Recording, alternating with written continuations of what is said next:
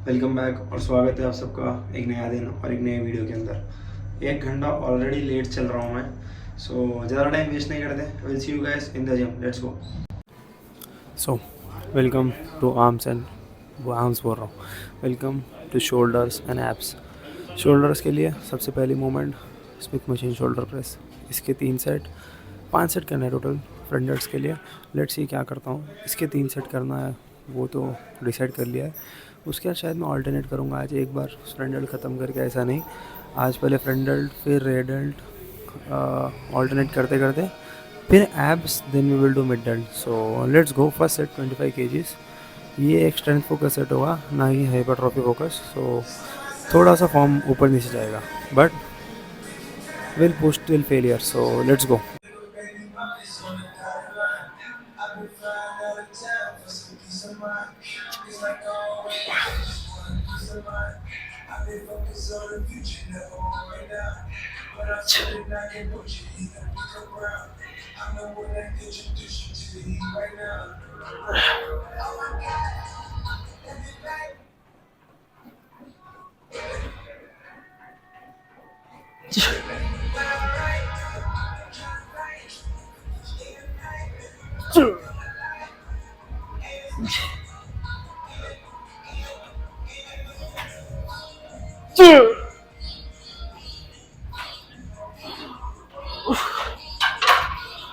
Good set, good set. ऐसे और 2 set, थोड़ा वेट कम करके then we are done. Front delts 3 set done. अब रेयर डेल्ट्स, रेयर डेल्ट्स के मेरे 3 सेट हो चुके हैं, ये 4th सेट रहेगा। इसके बाद एक drop set, then we are done with rear delts. उसके बाद फ्रंट डेल्ट्स के लिए यहाँ पे एक मशीन है, जैसे ग्रिप ऐसी है, उसके 2 सेट करूँगा, एक मेन सेट एंड एक ड्रॉप सेट। सो उसके बाद abs, laterals, then we are pretty much our done with workout. So let's go. Laterals का एक सेट करके, लैटरल्स बोल रहा हूँ, रेयर डेल्ट्स का एक सेट करके I will see you guys इन सीधा लैटरल्स में, rather than showing abs. Abs उतना बताने का मन नहीं करता एंड उतना इंटरेस्टिंग भी रहता नहीं है, इंटेंस भी नहीं रहता। So let's go.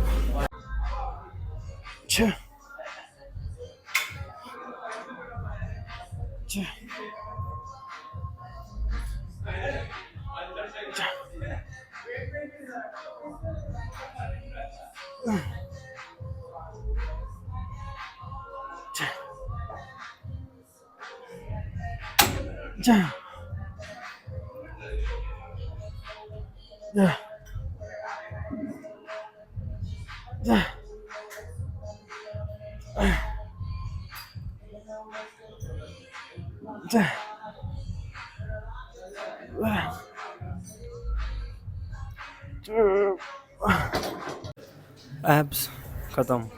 Now to the most exciting part, lateral raises. इसके 3 सेट डन। आई थॉट मैं लास्ट 5th सेट जो ड्रॉप सेट होता है वो रिकॉर्ड करूँ, हर बार वही करता हूँ, बट आई थॉट कि भाई वो बहुत लंबा सेट हो जाता है, 2 मिनट लंबा सेट, आप लोगों को भी मज़ा नहीं आएगा देखने में, एंड उतना लंबा सेट रिकॉर्ड करने का मतलब भी नहीं है।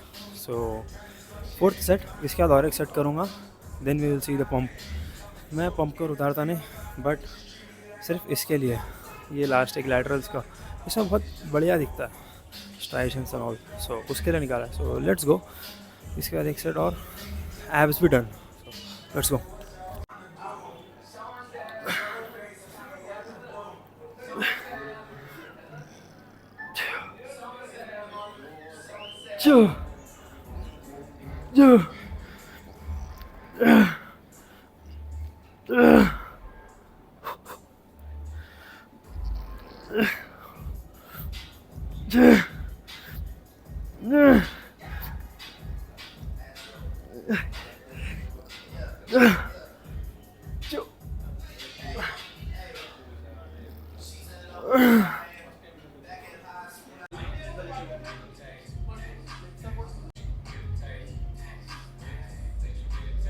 तो वर्कआउट ख़त्म, शोल्डर्स एंड एब्स।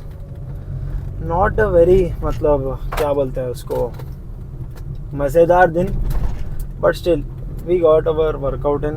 एंड अपने वीक पॉइंट्स पे काम करना ही ये पूरे बल्क का गोल है। सो वही किया। एंड कमिंग टू दिस कि क्या बोलते हैं, आज सुबह मैं ऑलमोस्ट आज जिम नहीं आने वाला था, आई थॉट एक रेस्ट डे ले लूँ and all, but I ended up coming here. क्यों? I wanted to talk this. And also अब से ना वो getting 1% better every day title में हट जाएगा.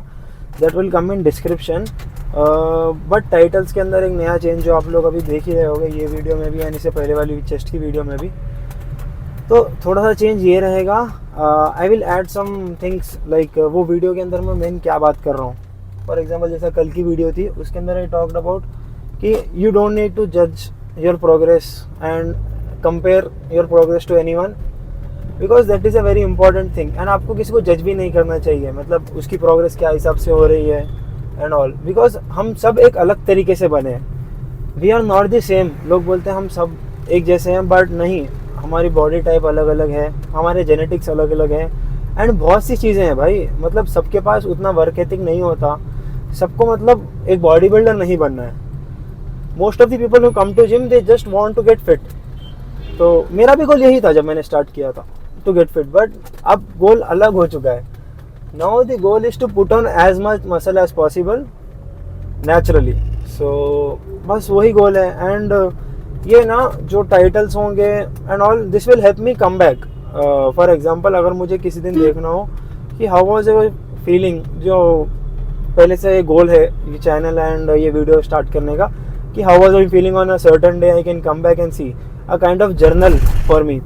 तो एक तो वो चीज़ है. एंड ऑल्सो मैं मेन सिर्फ वीडियो का टाइटल पढ़ के ही बता सकता हूँ कि मैं वीडियो में क्या बात कर रहा था, मेरा दिन में वो टाइम पे क्या साइकोलॉजी चल रही थी. तो ये चीज़ मतलब बहुत ही ज़्यादा मतलब मेरे लिए आसान हो जाएगी. एंड ऑल्सो जो लोग नया जिम ज्वाइन कर रहे हैं या लोग जो जिम करते हैं उनको भी एक काइंड ऑफ रिलेटेबल मूवमेंट मिल जाएगी. खाली उनके साथ ऐसा नहीं होता, सबके साथ होता है. तो I almost ended up skipping आज का workout just because I was not feeling that good. And shoulders and abs अगर मैं आपको बताऊँ, so that is not a kind of very motivating day for me. Chest day is motivating, back is motivating, legs में तो और ही ज़्यादा मज़ा आता है, और आर्म्स तो एवरीवन नोस. बट ये शोल्डर एंड एब्स ये दो ऐसे मसल ग्रुप है जो मैं स्टार्टिंग से मतलब नेगलेक्ट करते आ रहा था. स्किप नहीं बोल सकता हूँ, उतना ज़्यादा फोकस नहीं किया. एब्स तो भाई स्किप ही बोल दो आप, करता ही नहीं था मैं, क्योंकि आई थॉट अंदर एब्स होते हैं भाई, सबको ट्रेन करने की ज़रूरत ही नहीं है. That same perspective. तो अब मुझे वो स्टार्टिंग से वो करता नहीं था तो उतना मज़ा आता नहीं है वो वर्कआउट करने में. बट स्टिल हाँ, मैं अब उसके लिए तो ये एक अलग दिन दिया हूँ कि जो मैंने प्रोग्रेस लॉस्ट की है पहले उसको मैं कवर कर पाऊँ. क्योंकि अगर मैं जब ट्रेन करता था आई डेंट नीड टू मतलब again give a dedicated day to shoulder and abs. And ये ज़्यादा दिन तक नहीं रहेगा. This will be going on for 1 month more, then will go back to our normal split, जैसे chest, back, arms and legs, जिसके अंदर delts involve होंगे चेस्ट के दिन पे एंड बैक के दिन पे, दोनों को अलग अलग कर देंगे. सो यही कोई चीज़ें हैं यार. Don't give up on yourself. मतलब कि कोई चीज़ करने में मज़ा नहीं आता, so you need to do it. ऐसा नहीं कि मुझे जिम करने में मज़ा नहीं आता, सबसे ज़्यादा मज़ा मुझे पूरे दिन का ही रहता है जिम के अंदर. But still main point is what कि आज के मतलब जो वर्कआउट है मेरा चेस्ट एंड शोल्डर, उसमें मुझे उतना मज़ा नहीं आता, वो एक सर्टन मसल ग्रुप में.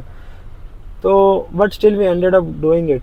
तो I would suggest that only कि आप करते रहो नो मैटर व्हाट. आपको हर दिन मज़ा नहीं आएगा वर्कआउट करने में. एंड हाँ, आज मैं एक जिम में भी मतलब हमारे जिम में एक भाई आते हैं उनसे बात कर रहा था.